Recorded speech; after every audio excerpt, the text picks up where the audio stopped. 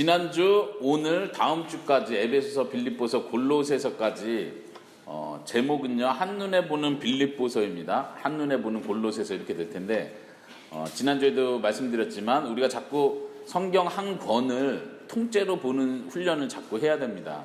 숲을 봐야 된다는 얘기죠. 자꾸 나무만 보고 구절구절해서 은혜 받고 이렇게 하다 보면 은혜가 어디로 갈지 몰라요. 그래서 조심해야 돼요. 통으로 읽어서 전체 내용이 무엇을 강조하고 있는지를 보는 습관이 필요합니다. 일단은 서론 때 우리가 빌립보서의 키워드는 연합이라고 했었습니다. 그러니까 그 안에 분쟁이 있었고 분쟁에 대한 경고, 그 다음에 연합해야 된다는 그 강조성을 하고 있는데 한번 그 생각을 가지고 연합이라는 주제를 가지고 한번 빌립보서를 같이 읽어보도록 하겠습니다. 네, 4장까지 읽으셨습니까?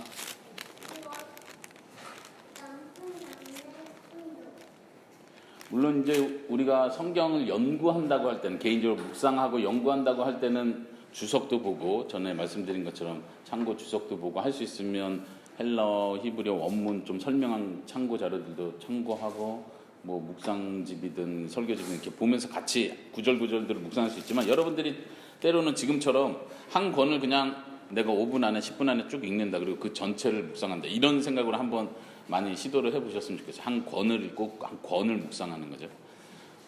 오늘이 저희 에스더 생일인데 큰딸 생일인데 아침에 친구로부터 문자를 받았어요.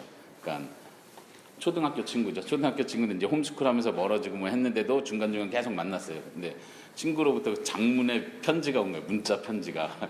근데 뭐 이렇게 길어 하면서 쭉 읽더라고요. 조금 읽고 내일 읽진 않잖아요. 아무리 길어도.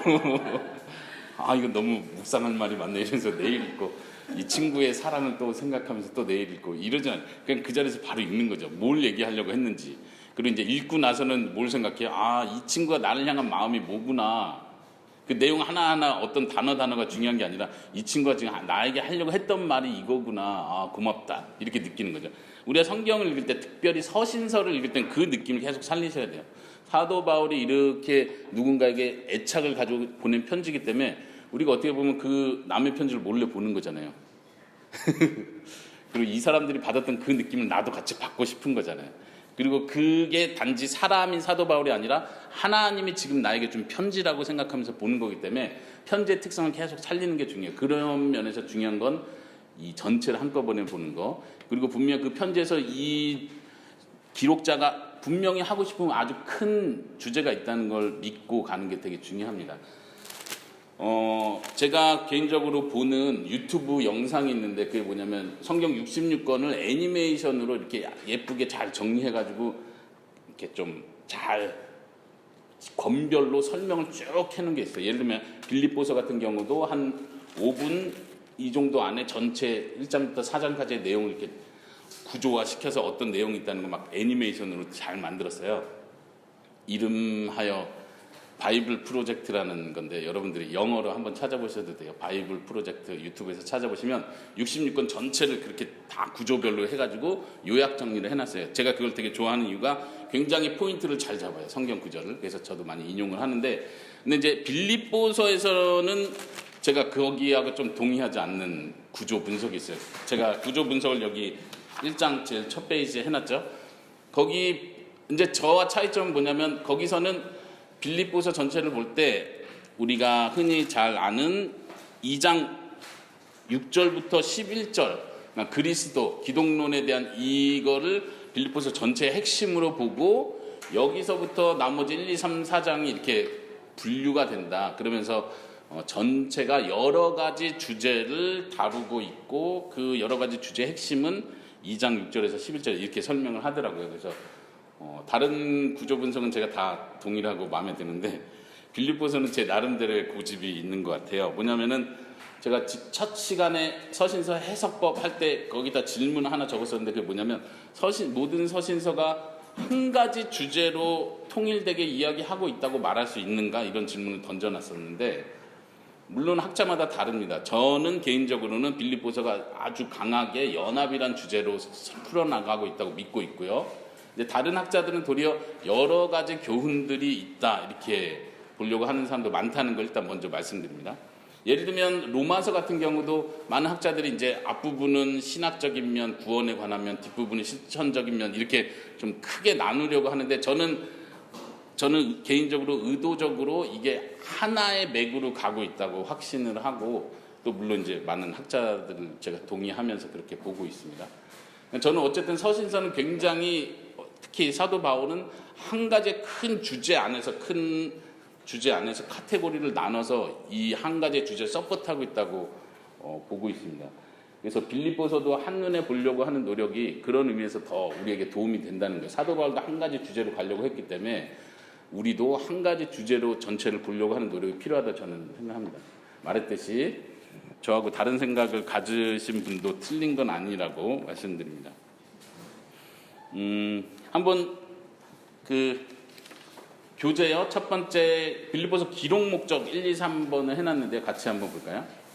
첫 번째는 바울의 선교 사역을 처음부터 지원해 준 것에 대한 감사 표현이다. 1장에도 그게 나오고요. 4장 끝나는 부분에서도 그게 또 한번 반복됩니다. 이것도 굉장히 중요한 주제예요. 그러니까 여러 주제 중에 하나, 여러 키워드 중에 하나라고 말할 수 있는데 어떻게 보면 제가 좀 표현을 달리하면 1번 주제가 더 큰 주제일 수도 있습니다.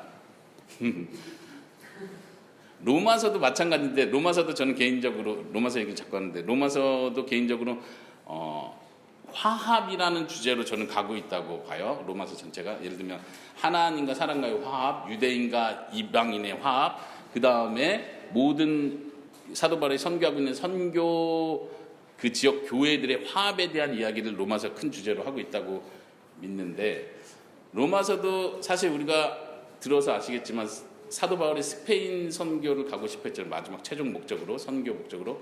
그래서 사실 실질적으로는 로마 교회의 후원을 받고 싶어서 편지를 보내는 거예요. 이게 이제 1차적인 목표예요. 여기서도 마찬가지인데 지원해 준 거에 대한 감사 표현은 다시 말하면 계속 지원해 달라는 얘기죠. 지난번에도 얘기했죠. 1장 6절 같은 경우는 확실하게 그 얘기를 하는 거예요. 다른게 해석하는 것보다는요.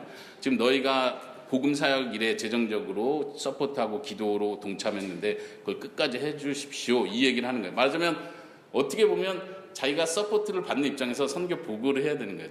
오늘이 5월 30일이기 때문에 저도 화성교회 아버지 교회에 선교 보고를 쓰는 날인데 제가 선교를 쓸 때는 질문하신 거 아니죠?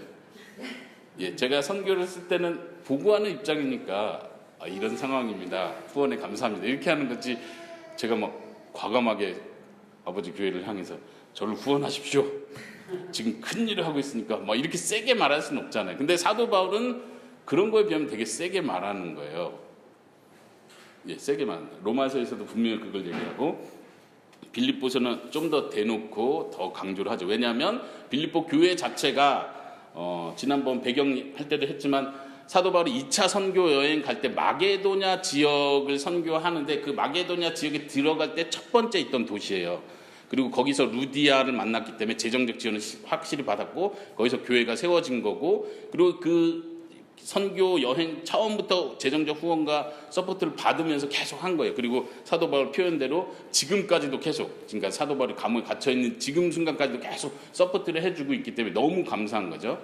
그런데 감사하니까 그만하세요 이렇게 말한 게 아니라 끝까지 해주셔야 됩니다. 이게 지금 엄청난 하나님의 일에 동참하고 있는 겁니다. 잘하고 계십니다. 이렇게 가는 거예요. 그럼 저도 그런 배짱이 있었으면 좋겠네요. 네, 하여튼 사장에서도 그게 나옵니다.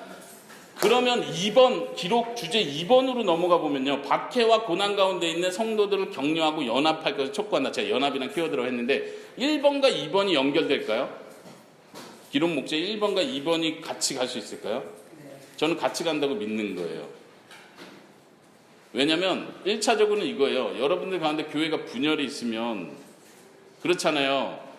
한 교회가 아프리카에 있는 선교사님은 매월 20만 원씩 후원하다가 목사가 둘이 되면서 교회가 분열이 됐어. 그럼 어떻게 돼요? 피해보는 사람은 선교사죠. 선교는 딱 끊기잖아요.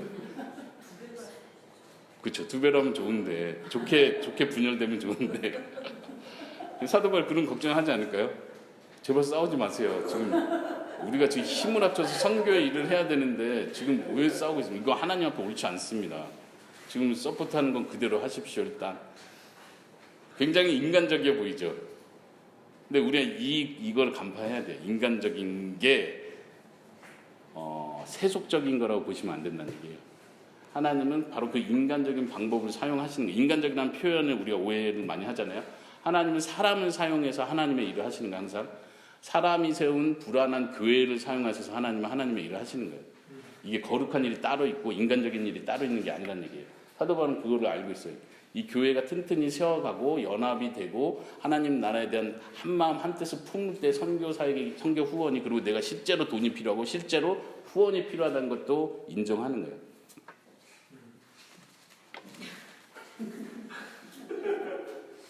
그래서 3번도 기록 목적 3번도 마찬가지예요. 연합하지 못하는 이들에 대한 경고도 다시 소급돼서 올라가죠.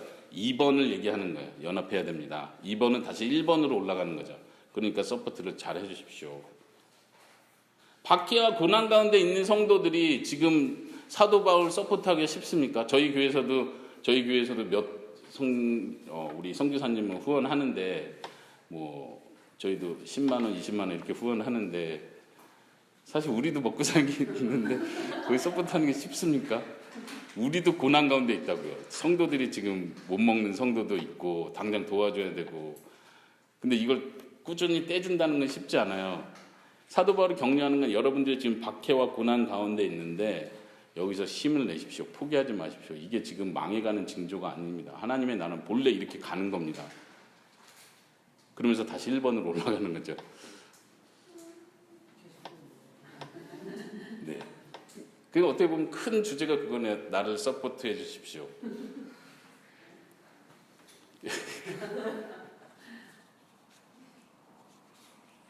처음부터 삼천포로 나가는 것 같은데 삼천포라고 생각하지 마시고요.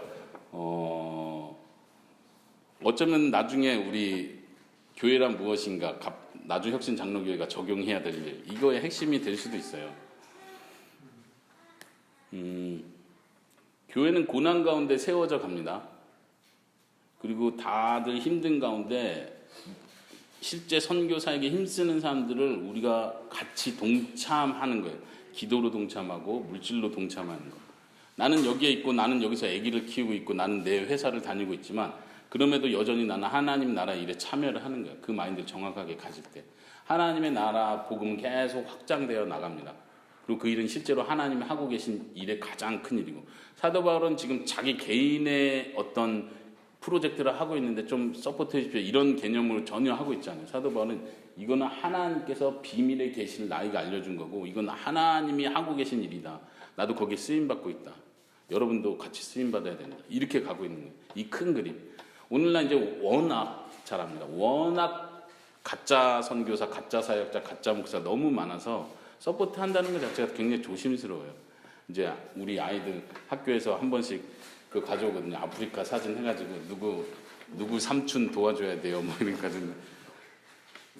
저는 굉장히 비관적인 사람이라 야 이거 홍보지 만드는데 얼마든지 알아. 막 이래 애한테 이 홍보지 만들 돈으로 그 서포트 해줘야 돼. 막 제가 이러면서 거기 하지 말라 교회다 하라고.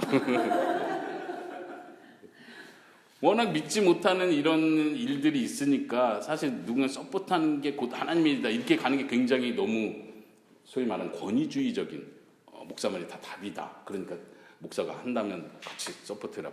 토달지 마라. 이런 분위기가 된 것 같아요.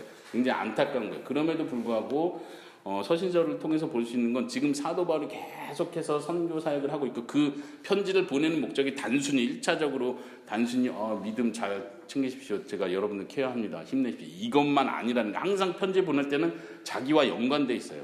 자기 선교 사역과 연관돼 있고 그래서 선교 보고를 하는 거고 선교 후원에 대한 감사를 계속 하는 거고요. 예, 네. 질문? 네. 다른 질문이 될 수가 있는데 예를 들어서 아까 목사님께서 거지 선교사나 뭐 이렇게 많이 하잖아요. 예. 근데 이제 그 선교를 하고 후원하는 사람들은 그분이 어떤 분인지는 모르지만 하나님께 한다는 마음으로 그쵸. 이렇게 할 때가 있어요. 네. 그러면 이거에 대해서는 어떻게 봐야 돼요? 네, 저는 기본적으로 단순하게 그 기본 하나 원리는 뭐냐면요. 최대한 알 수 있는 대로 그 사람이 어떤 사람이 알고 하라고 그래요. 그냥 모르지만 나는 하나님께 드린 거니까 그 다음에 이 선교사가 하기를 바라는 거지. 이렇게 가면 무책임한 거예요. 무책임한 거예요. 그거는. 예. 내가 할 수 있는 최대한 믿을 수 있는 사람, 믿을 수 있는 통로, 믿을 수 있는 교회, 믿을 수 있는 어떤 사역자를 통한 그 사람 이렇게 가도록 그건 내가 해야 될 역할이에요. 나는 돈 많으니까 어디든 줄 거야. 그리고 이거 쓰는 거 하나님 앞에 이 사람이 심판받을 거야. 이렇게 가는 건 무책임하다고 저는 생각합니다. 그럼 예를 들어서 요즘에 막 예를 들면 총회장 선거라든지 노회장 선거라든지 왜 거기까지 가셨어요? 네, 예, 따로 얘기합시다. 네. 그래서 저도 교단 탈퇴할 생각도 많이 하고 그럽니다. 네, 굉장히 고민해야 될 주제예요. 네, 넘어가겠습니다. 한번 1장부터 4장까지 한번 쭉 간략하게 살펴보면서 갈게요. 오늘은 성경 구절 중심으로 제가 볼게요. 앞부분은 인사말을 했고 인사말에 특이한 점이 있다고 했죠. 집사들, 감독들, 모든 성도 이런 표현을 했다는 게 특이하다고 했습니다. 연합을 강조하기 위해서 그렇다고 했습니다. 그리고 감사 표현은 복음의 일에 5절에 복음의 일에 참여한 것 때문에 감사다. 첫날이란 표현이 이해가 되는 거예요. 마게도냐 성에 처음 들어갈 때 처음 세운 선교 전초 기지라고 보시면 돼요. 그리고 지금까지 도와주고 있는 거고 그 일을 끝까지 이루어 주기를 하나님께서 해주시기를 내가 확신한다 이렇게 돌려서 표현하고 있고요. 그 다음에 9절부터 11절을 보세요. 기도 내용이 나오는데 어쨌든 사도 바울이 기도 내용을 표현할 땐 자기가 하고자 하는 말의 핵심, 그 서신서의 핵심을 표현하고 있다고 생각하시면 돼요. 사랑을 지식과 모든 총명으로 점점 더 풍성하게 하시기를. 그리고 10절에 너희로 지극히 선한 것을 분별하고 진실하여 허물 없이 그리스도의 날까지 이르기를. 11절에 예수 그리스도로 말미암아 의의 열매가 가득하여 하나님의 영광과 찬송이 되기를 원하노라. 사도 바울의 기도를 우리가 본받아야 된다고, 특별히 사역자가 본받아야 되고 부모들이, 교사들이 본받아야 된다고 했는데 서신서 해석법 때 제가 그런 얘기를 했습니다. 사도 바울은 일반적인 얘기를 일반적으로 던지는 게 아니에요. 그냥 사랑하세요. 이건 다 모든 교회, 모든 공동체, 모든 상황에서 다 통용되니까 사랑하세요, 섬기세요 이렇게 얘기하는 게 아니고 일반적인 얘기를 하는 게 아니에요. 기도도 마찬가지. 기도 우리가 볼 때는 일반적이잖아요. 사랑과 지식 안에 총명으로 더 풍성해지고 분별하고 진실하고 허물 없고 뭐 열매가 이거 다 좋은 얘기잖아요. 소위 말하는 좋은 얘기만 한 거잖아요. 그러니까 우리가 감동이 안 되는 거예요. 근데도 어쨌든 배경을 이해하고 키워드를 이해하고 전체 문맥을 이해하다 보면 이 기도가 얼마나 지금 사도 바울이 핵심으로 중요하게 하는지를 알 수 있는데 한번 여러분들 교재 2페이지를 한번 보시겠어요? 제가 거기 좀 원어로 다시 재구조해가지고 표현을 해놨는데요. 거기 보면 사도 바울의 기도에 두 가지 위하여가 있어요. 1번 모모를 위해서 기도한 거고요. 2번 모모를 위해서 기도한 거예요. 이게 딱 헬라어에서는 구분이 정확하게 되거든요. 첫 번째 기도는 뭐냐면 보다 더 귀한 것을 분별하도록 한국어는 지극히 선한 것이라고 표현했는데 직역하면 보다 더 귀한 게 무엇인지를 분별할 수 있도록 지금 귀한 것과 귀하지 않은 것이 있다는 얘기고 더 좋은 것과 더 좋지 않은 것이 있다는 그 둘 중에 하나를 선택할 수 있는 능력이 있어야 되는. 그래서 옆에 또 다시 통찰이라는 단어를 비슷한 단어 분별 통찰이라는 단어를 넣었어요. 그래서 굉장히 중요하죠. 지식 안에서 너희 사랑이 점점 더 풍성해져야 된다. 그러니까 사랑이 풍성해지는 건 뭐냐면요. 통찰과 분별이 생겨나는 게 사랑이에요. 아까 말했듯이 그냥 불쌍한 사람 막 도와준다고 이게 사랑은 아닌 거예요. 선교사 힘들다니까 막 불쌍해서 막 일단 도와주고 보자 이렇게 하면 안 되는 거예요. 이 사람이 어떤 사람인지 어떤 일을 하고 있고 어떻게 돈이 사용되는지 우리가 분별하고 통찰할 수 있어야죠. 그게 굉장히 중요해요. 2번에서는요. 하나님의 영광과 찬송까지 찬송에 이르도록 이렇게도 번역할 수 있고요. 예수 그리스도를 통한 의의 열매가 가득하면서 분사형이라고 표현했는데 이거를 기도하는 게 아니라 가득한 걸 통해서 어떤 일을 하고 싶은 거냐면 그리스도의 날까지 순결하고 거치는 자가 되지 않기 위해. 거기 따옴표로 거치는 자가 되지 않기 위해 이 단어가 중요한 건데 한국어로는 허물 없이 그리스도의 날까지 이렇게 표현했죠. 여기서 이 단어가 중요한 단어예요. 거치는 것. 제가 초록색으로 고린도전서 10장에 같은 단어를 적어왔는데요. 거기는 개역개정으로도 하나님의 교회나 거치는 자가 되지 말라 이렇게 번역을 했어요. 잘 번역을 한 거예요. 그러니까 여기서도 지금 거치는 자가 되지 않기를 위해서 사도 바울이 기도를 하는 거예요. 마음에 와닿죠. 제가 여러분들 이렇게 소그룹에서 기도 인도를 하는데 뻔히 이 두 사람이 싸우고 있는 걸 알고 있어요. 하나님, 우리 중에 어느 누구도 다른 사람에게 거치는 자가 되지 않도록 하여 주시옵소서. 그러면 듣는 사람 얼마나 네, 마음이 확 와닿죠. 찔리죠. 사도 바울이 지금 굉장히 구체적인 기도를 하고 있다는 거 아셔야 돼요. 그리고 나중에 보겠지만 실제로 두 사람의 이름을 지목하면서 두 사람이 싸우지 말고 마음을 같이 하십시오 이렇게 말하죠. 지금 이 말은 그 사람들을 더 구체적으로 향할 수도 있어요. 소위 목사님들 사이에서는 그런 얘기를 하죠. 그 뭐죠? 까는 설교. 죄송합니다. 목사님들 사이에서는 그런 얘기를 합니다. 예? 예, 타겟 설교. 예, 까는 설교 하지 말라고. 이 성도가 나를 너무 힘들게 하니까 자꾸 이제 그 성도 들으라는 원고를 만드는 거죠. 예, 그 나쁜에도 불구하고 사도 바울은 그런 표현을 실제로 하고 있어요. 나쁜 마음으로 하는 게 아니죠. 예, 그러니까 구체적으로 이 하나님의 말씀이 구체적으로 한 사람 한 사람의 실제 상황에 맞는 설교와 겉면이 들어가야지 사도 바울이 두리뭉실하게 얘기하고 있지 않다는 얘기예요. 그런 면에서 굉장히 공격적이라고도 할 수 있겠죠. 거기 기도에 보면요, 교재에 보시면은 제가 까지를 세 가지를 이렇게 밑줄을 쳐놨죠. 헬라어로는 에이스라는 전치사인데 이게 항상 목표를 가리킬 때 그리고 방향을 가리킬 때 이 에이스라는 전치사를 사용하는데 사도 바울이 목표하는 게 있어요. 실제적으로 필요는 뭐예요? 서로 싸우지 않는 거, 사랑이 실제적으로 많아지는 건데 단지 하나님 안 싸우게 해주셔서 사랑이 많아지게 해주세요. 이렇게 하고 끝나는 게 아니라 그거에 대한 목표가 있어요. 목표가 첫 번째가 더 분별하는 능력이 커지는 게 목표고 방향이에요. 두 번째는 하나님의 영광에 이르는 거. 그 모든 화합을 통해서 목표하는 게 하나님의 찬송과 영광이 나타나는 거예요. 에베소서에서도 그걸 굉장히 강조한 거 우리가 알죠. 그리고 세 번째 밑줄은 그리스도의 날까지. 이게 목표고 방향이고 가야 될 어떤 분량이에요. 그리스도의 날까지 그러기를. 다시는 싸우지 마십시오.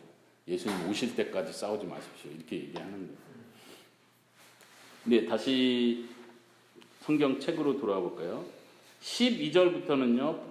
자신이 지금 감옥에 갇혀 있고 감옥에 갇혀 있는 일로 인해서 분쟁이 일어났다는 얘기를 하고 있는데 여기서 우리가 보통 제가 볼 때 저도 어릴 때부터 많은 목사님들의 설교를 들어왔지만 여기서 이 설교하시는 분들이 이거를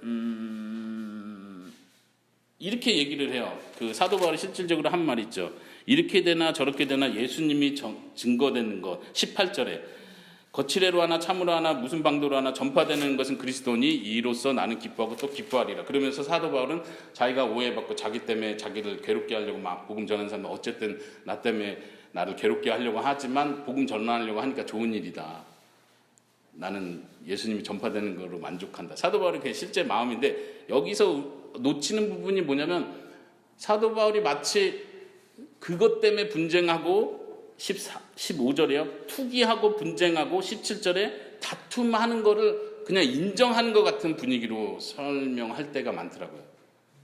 그렇죠? 내가 피해보는 건 나 얼마든지. 저도 그러거든요. 저도 개인적으로 성도들 사이에 이렇게 막 복잡한 일이 생기면 내가 차라리 피해를 보고 서로 안 싸우면 좋겠다. 나는 희생적인 거죠. 착한 거죠. 나만 착하고 내가 모든 걸 감수할 테니 잘 해결되면 좋겠다. 이런 뭐 영웅적인 심리일 수 있는데 지금 사도 바울이 그런 식으로 말하고 있다고 생각하시면 안 된다는 거예요. 뭐냐면 지금 사도 바울은 그 싸움이 잘못됐다는 걸 지적하는 데 더 관심이 있어요. 나는 어쨌든 예수님이 나타난 걸로 내가 그것 때문에 화가 나 있지는 않다. 이건 분명히 하는 거예요. 그렇지만 그 싸움은 멈춰야 된다. 이렇게 얘기하려고 한다는 걸 아셔야 된다는 거예요. 그래서 분쟁 얘기를 처음부터 꺼낸 거예요. 자기 환경에서 분쟁 얘기를 꺼내고 그리고 뒤로 가면서 분쟁이 얼마나 나쁜 건지를 설명을 하는 겁니다. 그 구조로 간다는 거 이해하시면 도움이 될 것 같아요.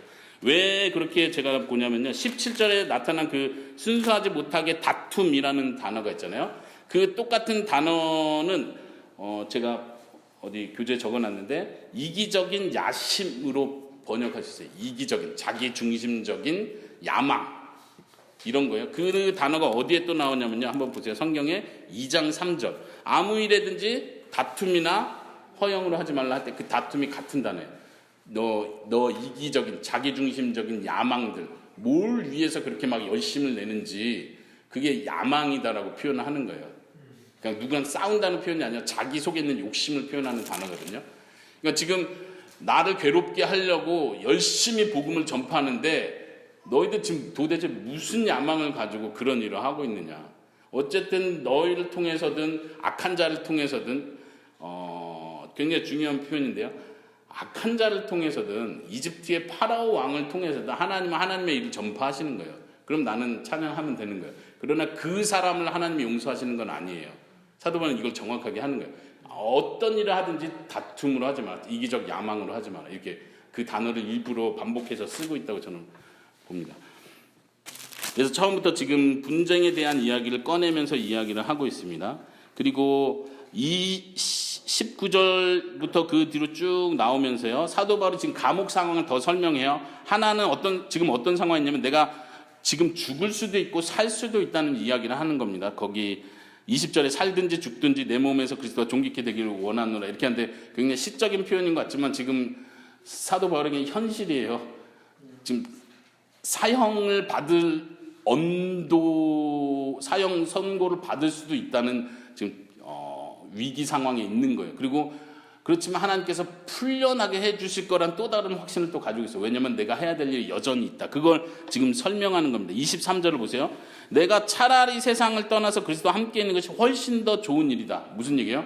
내가 차라리 지금 사형 선고 받아서 여기서 이 감옥에서 그냥 죽었으면 딱 좋겠다. 왜냐하면 난 너무 예수님 보고 싶다. 난 너무 힘들다 지금까지. 근데도 불구하고 확신하는 건 24절에 내가 육신으로 있는 것이 너희를 위해서 더 유익하다. 내가 육신으로 남으면 여전히 나는 고난을 받고 여전히 핍박받고 계속 줄고생하면서 복음 전하는 일 여전히 해야 되겠지만 그게 너희한테 유익하다는 걸 알기 때문에 하나님이 그걸 나에게 허락할 것을 내가 확실히 안다. 25절이 그겁니다. 너희 무리와 함께 거할 것을 확실히 아노니. 그렇다고 해서 사형 선고의 위기가 사라진 건 아니에요. 사형 선고를 기다리고 있는 분위기 같아요. 그런데도 불구하고 여전히 하나님의 일이 진척될 거란 개인적인 확신을 가지고 있습니다. 그리고 27절부터 30절까지가 이제 실질적으로 다시 한번 연합에 대한 이야기를 꺼냅니다. 보세요. 복음에 합당하게 생활하라. 27절에 한 마음으로 쓰고 한 뜻으로 복음의 신앙을 위하여 협력해라. 협력이란 단어가 나오죠. 중요한 단어입니다. 한 마음 한 뜻 복음의 신앙을 위하여 협력하는 것. 28절에 무슨 일에든지 대적하는 자들 때문에 두려워하지 아니하는 이 일을 내가 듣고자 한다. 목표예요, 목표.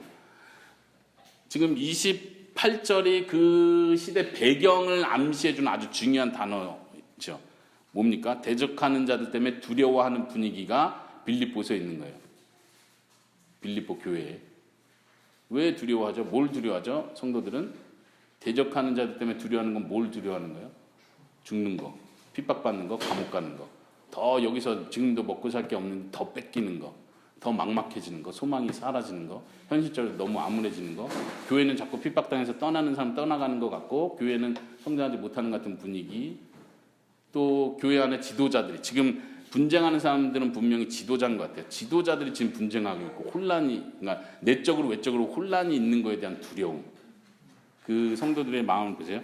그래서 얘기하기를 복음의 신앙을 위해서 협력해야 된다. 28절에 대적하는 자들을 두려워하지 않고 그러면서 그들을 설명하는 거예요. 29절로 넘어가 보시면 그리스도를 위하여 너희에게 은혜를 주신 것은 끝에 고난도 받게 하려 합니다. 고난에 대해서 아예 받아들일 것을 요구하죠. 잘 될 겁니다. 대적자들이 사라질 겁니다. 이렇게 위로하지 않고 은혜가 있지 않느냐. 그 은혜를 왜 줬습니까? 견뎌내게 하시려고 주는 겁니다. 이 고난을 우리가 통과해야 됩니다. 이렇게 이야기하는 거예요. 30절도 같은 이야기입니다. 너희에게도 그와 같은 싸움이 있다 할 때 이 싸움은 어떤 내적 싸움이에요. 그런 고난을 견뎌야 되는 어떤 경주, 믿음의 경주의 개념으로서 싸움을 표현합니다. 너희가 내 안에서 본받아. 이 싸움을 내 안에서 봤다는 게 뭐예요? 사도 바울이 그걸 견디고 있다고. 그래서 나를 본받으라고 얘기하는 거예요. 사도 바울이 나를 본받으라는 건 자랑을 본받으라는 게 아니죠. 내가 견디고 있는 걸 봐라. 내가 감옥에 있는 걸 봐라. 여기서 믿음이 흔들리지 않는 걸 봐라.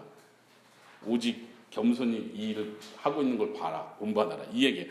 그 싸움이 내 안에 있고 이제도 너희 안에 있다. 지금 그 싸움이 시작됐다. 이렇게 보는 거예요. 지금 외부적인 세력들이 계속 교회를 핍박하고 있는 상황입니다. 거기서 해야 될 일은 교회가 하나로 뭉쳐야 된다.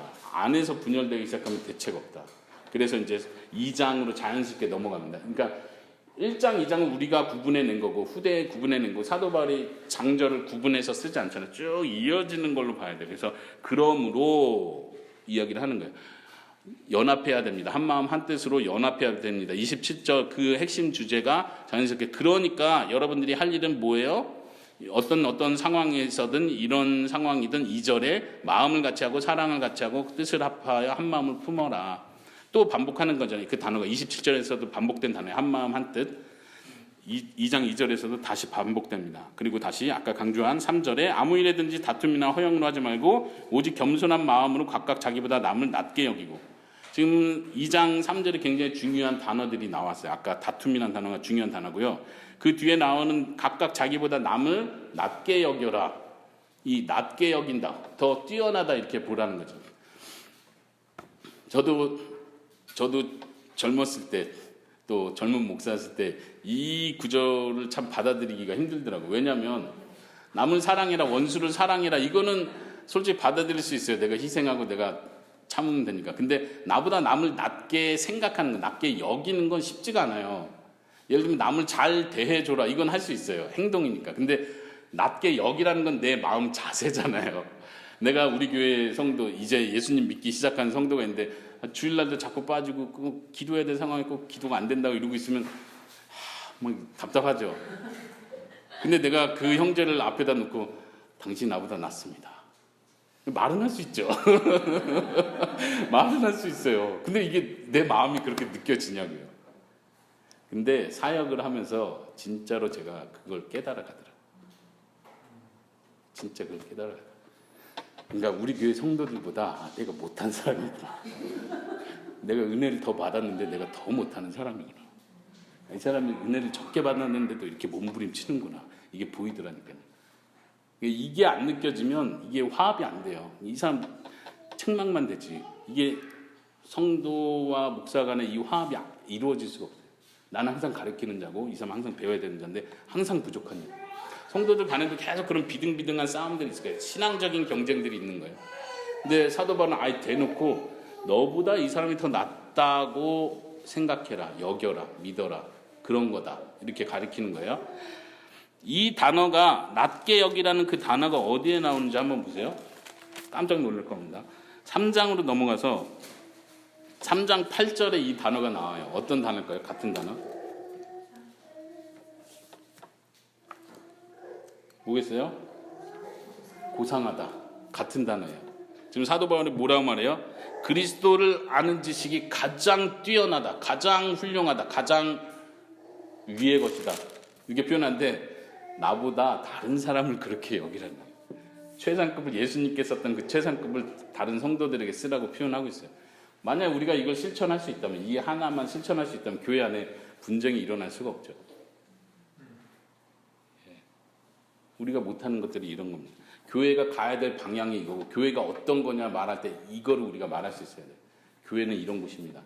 예수 그리스도의 그 본을 실천하는 것이 교회입니다. 그래서 이제 예수님에 대한 본을 이야기하죠. 먼저 5절에 보면 너희 안에 이 마음을 품으라. 곧 그리스도 예수의 마음이니 했는데 이것도 번역에서 안타까운데요. 저는 성경에다 이렇게 계속 낙서를 하면서 보는데 낙서하는 거에 대부분 이렇게 X 표시하는 거예요. 틀렸어. 이게 아니야.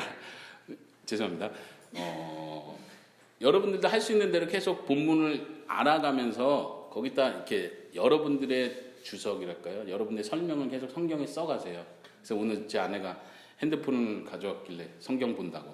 그래서 제가 혼내줬습니다. 아니, 밑줄을 치면서 성경을 봤는데 핸드폰을 가져오면 어떡하냐. 네, 좋은 앱을 깔아서 이렇게 밑줄이 가능한 앱을 깔면 되는데요.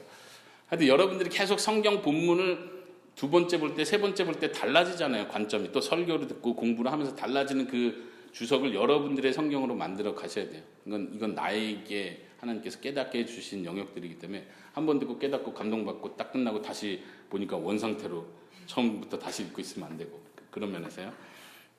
여기서 중요한 해석은 뭐여야 되냐면요.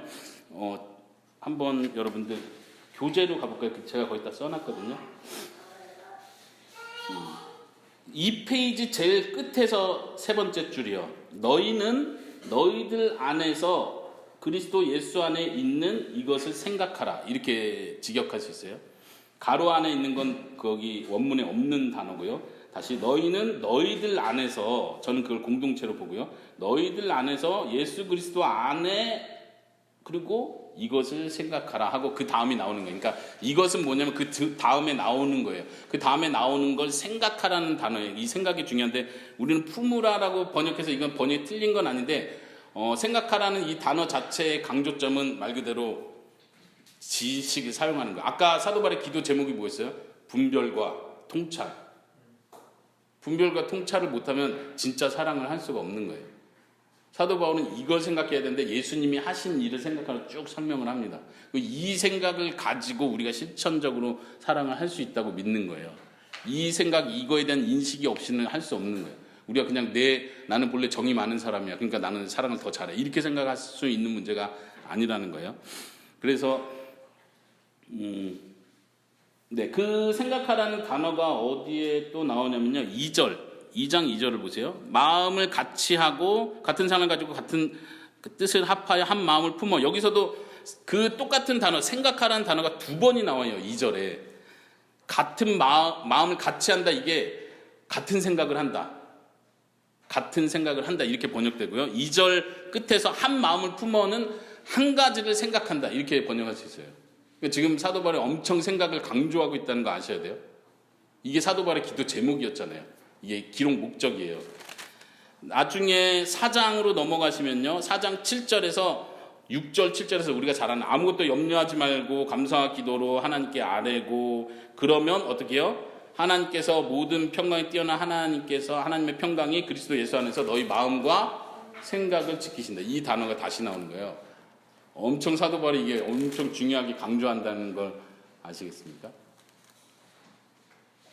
생각은 그 당시에 히브리 방식이든 헬라 방식이든 생각이라는 개념은 우리가 말하는 지정의 할 때 지식과 감정을 빼놓은 생각을 말하는 건 아니에요. 통합체로서의 생각을 항상 말해요. 그래서 영어로는 항상 마인드 이렇게 번역을 했죠. 마인드라고 번역을 하니까 우리는 또 한국어로 번역할 때 마인드는 마음 이렇게 번역을 보통 하거든요. 그래서 안 좋은 번역인데 생각이 강조되고 있다는 걸 여러분들 기억하시면 더 좋을 것 같고요. 그러면 그 화합을 위해서 이러한 생각을 가져야 되는데 그 내용이 2장 6절부터 11절까지의 내용입니다. 그래서 예수님에 대한 이야기를 하죠. 예수님이 내려오셨다. 하나님의 형상, 하나님의 본체시지만 종의 본체, 종의 형상을 가지고 내려오셨다. 이렇게 말하고 예수님은 죽기까지 복종하신 분이시다. 예수님의 그 희생적 죽음까지 복종하시는 모습을 강조하고 9절부터 11절까지는 다시 위로 올라가는 예수님이죠. 6절부터 8절까지는 아래로 내려오시는 예수님, 9절부터 11절까지는 위로 올라가시는 예수님에 대한 설명하는데, 그래서 우리가 예수님 안에 이 마음을 품으라라고 번역하면 좀 해석이 안 되는 게 뭐냐면, 예수님이 내려오셨다, 이 마음을 품어라, 이건 이해가 되잖아요. 근데 예수님이 올라가셨다, 이 마음을 품으라, 이거 어떻게 품어야 되는데, 이게 애매해져요, 말이. 예수님이 올라가신 걸 마음에 품어라, 이게 무슨 말이에요? 생각하라는 얘기예요. 예수님이 어떻게 고난당하셨고 어디까지 내려오셨는지, 그분이 어떤 분인지를 생각하고 그분의 최후가 어땠는지를 기억해라, 이 이야기를 하는 거예요. 그리고 너희가 실제로 분쟁이 일어날 때, 싸움이 일어날 때 너가 어떤 자세를 할 때, 다시 말하면 낮아지고 겸손해지고 다른 사람 더 높이 여기는 그 자세를 유지할 때 너의 최후가 어떨지를 생각해라, 이렇게 경고를 하는 거예요. 경고하고 권면하는 거예요. 예수님의 최후가 어땠습니까? 최후까지 내려왔지만 내려온 걸로 끝난 게 아니라 하나님이 가장 높은 자리까지 올리신 거 너희가 보고 믿고 있지 않느냐. 너의 인생도 그렇게 생각해라. 우리가 지금 비참한 데까지 내려가는 것 같고, 저 사람 인정 다 해주고 나는 그래 내가 억울한 거 내가 다 뒤집어 쓰고 그래 내가 지는 입장으로 내려올게. 억울한 건 못 참죠. 생각해라. 뭘 생각해라. 예수님이 어떻게 됐는지를 생각해라. 예수님이 누구보다 가장 억울하신 분이었다. 한마디 대꾸도 안 하시고 죽으셨다. 복종하신 거다. 하나님의 뜻이라는 걸 믿었기 때문에. 그게 하나님의 뜻이라서 순종했다. 우리도 그렇게 순종해야 된다. 근데 그분의 최후가 어떠냐. 하나님이 가장 높이셨다. 모든 이름 위에 뛰어난 이름을 주셨다. 이 얘기를 하는 이유는요, 우리가 바로 그 위치에 올라간다. 우리가 그 위치에 올라가는 거야. 이걸 기억해라. 그렇다면 지금 내려오는 걸 못하겠냐? 이 얘기를 하는 거예요. 굉장히 강력하게 얘기를 하고 있죠. 12절 그러므로 다시 이걸 설명하고 다시 한번 결론적으로 얘기를 하죠. 그러므로 핵심은 뭐예요? 항상 복종해라. 누구에게? 하나님께. 예수님도 죽기까지 복종했잖아요. 복종하고 두렵고 떨림으로 너희 구원을 이루라. 실질적으로 강력하게 얘기를 하고 있어요. 이제 이것 때문에 신학적인 논란이 굉장히 많죠. 구원을 우리 노력으로 이루는가, 우리 행위로 결정되는가, 뭐 믿음인가. 지금 사도 바울은 그 얘기를 하는 게 아니에요. 그러니까 문맥을 봐야 되는 이유가 그거예요. 이 구절만 딱 가져오면 사도 바울이 믿음으로 구원받는다는 얘기 안 하는데 여기서 자기 행위로 두렵고 떨리는 마음으로 잘 견뎌야 구원받는다는 얘기 하고 이렇게 가면 말이 안 돼. 지금 문맥이 지금 그게 아니잖아요. 에스더 친구가 장문의 편지를 하나 했는데 표현이 애매한 그 표현 하나 딱 가지고 얘가 나를 본래 싫어했구만. 이럴 줄 알았어. 이렇게 가면 너무한 거잖아요. 얘가 지금 장문의 편지를 생일 축한다고 보내왔는데 이 표현 애매한 표현 하나 가지고 걔를 그러면 안 되는 거죠. 우리가 성경을 종종 그렇게 본다는 거예요. 한 구절 떼우다 보니까. 지금 신앙 얘기를 하는 게 아니에요. 위의 부분도 기독론을 말하려는 게 초점은 아니라는 거 확실히 아셔야 돼요. 그걸 본받고 그분을 기억하라는 의미에서 예수님이 어떠함을 설명하고 있어요. 그걸 너무 소위 말하는 신학 교리를 축출해내기 위한 본문으로 쓸 때 위험이 따를 수 있어요. 문맥을 살피는 게 더 중요하다는 얘기를 하는 겁니다. 두렵고 떨림으로 너희 구원을 이루라. 제가 그 교재에 써놓은 거 한번 보시겠습니까? 3페이지로 넘어가는데요. 저는 이렇게 써놨습니다. 그러므로 항상 순종하고 두렵고 떨리면 너희 구원을 이루라. 왜냐하면 너희 안에서 효과적으로 일하시는 분은 하나님이시기 때문이다. 그리고 이게 그 다음 구절이죠. 13절. 왜냐하면이 들어간다고 했습니다.